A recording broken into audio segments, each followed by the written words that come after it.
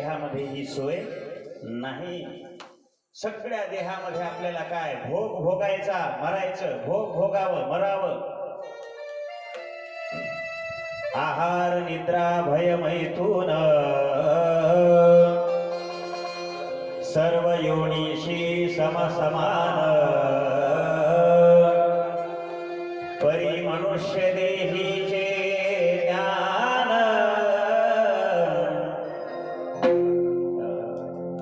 मनुष्य देहातलं ज्ञान जे आहे ते विलक्षण अशा प्रकारचं आहे। या मनुष्य देहामध्ये आपल्याला बुद्धी दिलेली आहे, आपल्याला मन दिलेलं आहे।